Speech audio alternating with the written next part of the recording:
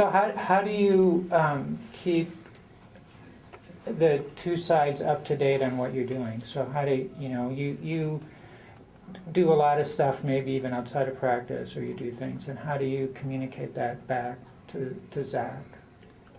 We usually email, and when we email it, we usually email it to everybody, not just Zach, so they've known what we've been doing over the week. Whether you're friends or not, but if there's not somebody on the other end that you really connect with, I think the process would be a lot harder. It really does help whenever you meet them in person, and then afterwards you see them on the webcam then, because then you do really know them a little bit better. So from your standpoint, what was probably the single hardest thing for you to have to deal with in terms of this remote? I guess I want to ask each one of you. You want to start? Probably just learning how Skype works and remembering that Zach is a person, he's not just virtual, so. Yeah, same here. At first, just realizing that everyone that you can see is here, but Zach is there too, and you got to make sure you talk to him and acknowledge that he's going to have an opinion about what we're talking about too. Well, sometimes when we're all trying to figure something out, we all talk and then we can't hear Zach, and he has a great idea and we don't pay attention to him, and because we forget that he's actually there. Yeah. I would say probably the biggest problem was him on days not being able to hear him, where all of us are talking and he can't necessarily be included in the conversation as well. And so when we say something, 3 seconds later he's laughing, and it's like, that was over now. We're not laughing about that anymore. Or something like that. It's just kind of difficult not having him here. Sure. I think the hardest thing for me was actually not being here, so I couldn't necessarily work on the robot or interact with everyone as much as I could if I was here. I think the hardest thing is when you're having a conversation about something that's really difficult, and then Skype drops the call partway through the conversation, and then you have to remember, get the call back up, and then remember what you were saying to continue with the conversation. I think the hardest thing is communicating in terms that somebody 1,500 miles away on a computer is going to know what you're talking about. Sometimes in Legos we'll have our little language and we'll say, this goes here or something. Well, Zach might not know what this or here is. Sure. So we have to be extremely explicit. Or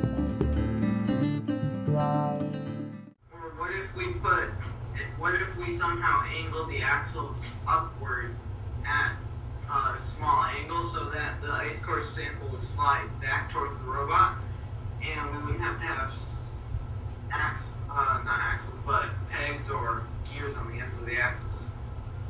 I guess that could make sense since they're tilted a little bit downward right now. Because of all the weight on the end. Mm-hmm. That would probably work. And then not having it go down as far. Yeah. So if I was starting a team, let's say you guys were starting a team, and we're going to take add a couple more people to your team, and you don't know who they are, but they're in Chicago, and so now they're going to be on your team along with Zach and you guys now. Tell me how you do that. What would you start? How would you start that process? I think we would try to get connected with them on Skype and then ask them what are their strengths, what are they really good at, what skills do they have that they can bring to the team. So what drives their ambition in this process, or why do they want to be here working on this? I mean, there has to be some connection between these people in two different places that have never met. There has to be a connection somewhere. I think it would be important to meet with the other supervisor, coach, mentor person on that end and feel like we are on the same page with some goals. Perhaps we wouldn't have the same style, but that wouldn't have to be a liability. When Zach came up for the release of the challenge this year, we did some team building activities that were real physical. We had the blindfolds and you guys had to move that can with the rope and you had to do the teamwork talking. But to be able to figure out a way to do that online, where you had some kind of team challenge where there'd be an interaction that the team would have to solve some challenge, and I'm not sure how you would do that. Where there'd have to be some solution to a challenge, but you'd have to get feedback from both sides. Maybe there'd be a teammate there that was blindfolded, and you'd have to instruct them by your words to get certain things and put something together, or to foster some kind of communication, giving somebody a handicap in some way, to force the issues, like we've done, lots of those kinds of challenges.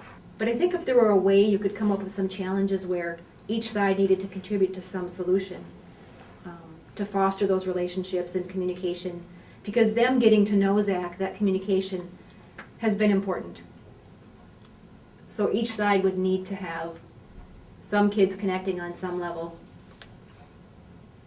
So what would, if you had the opportunity to talk to somebody that was going to be starting a team of people in 2 different locations, what's the one or 2 most important things that you tell them? Probably be patient, because it takes a lot of patience to be able to communicate and be descriptive and try to make everyone understand what you're saying. I would say probably don't give yourself the option to fail. I think one reason that our connection we've been able to do this is because we really wanted Zach to be part of the team, and instead of saying, "Oh, this isn't working, sorry Zach, you can't be part of the team," we said, "Okay, this might not be perfect, this might not be ideal, but it gives Zach a way to be part of our team." Also, you're going to have to be really good with communicating, because if you aren't, somebody on the other side won't know what you're talking about, especially if you're just joking around with your friends and stuff and they don't know exactly what you're talking about. They might not know, and they might take it a different way. So from a coach's standpoint, what's been the hardest part for you from a standpoint of having some of your kids here and some not? I think some of the hardest parts, there's several. Having Zach, who was a main builder and programmer for the team, move away, and seeing his role change fairly drastically over the course of the couple of years has been hard. Because as a coach, you know where your strengths and weaknesses are, and you try to work with that, encourage the kids' strengths, but also have them working on their weaknesses. And I think 3 years ago at the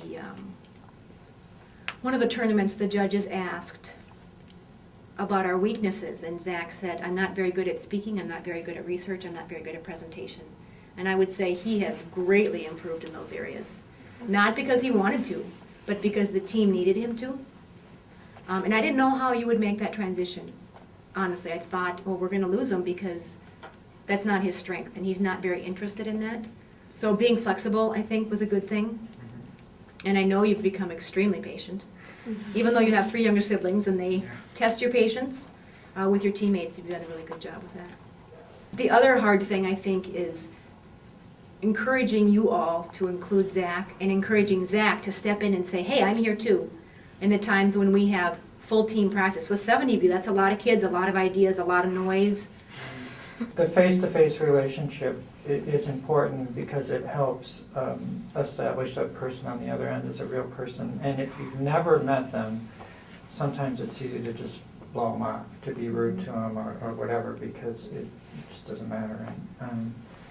And so I think that's a very common characteristic of distributed teams. Not only were these kids trying to solve complicated challenges using robots and computer programs, they were also facing a completely different kind of challenge: how to involve a teammate who had to move thousands of miles away. We started looking at ways to communicate over the internet. The team found the answer online using several different programs to communicate and share ideas. And they say that's what this is all about: learning how to solve problems both on the board and in the day-to-day. It's made me think of problems in just a different mindset. And the skills they've learned here will carry them into the future.